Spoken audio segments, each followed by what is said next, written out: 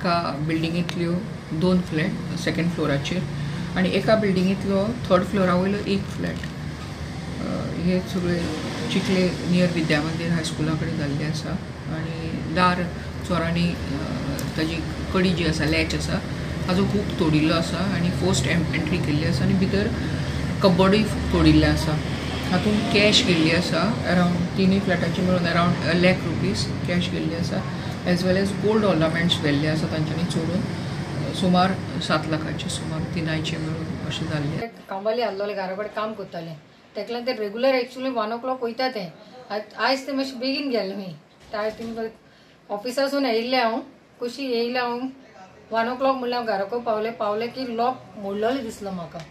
आमगे तो लॉक मोडलो चोवन हांव भितर येवन चोयलें जाल्यार आमगे बेडरूमाचो लॉकूय मोडलो आनी आख्खे स्प्रेड जालो एश कोन. थिंगा मोबायल आहा हॉलान तेणे तेका टच करूं ना.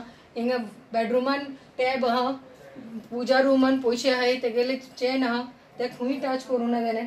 फोकोत दोन्ही कबडांतले आख्खे मोडून रोप बी भायर काडला तेणें भायर काडून आनी ते फायल बील सगळे फायले आतां कितें काडला तेणें खबर ना.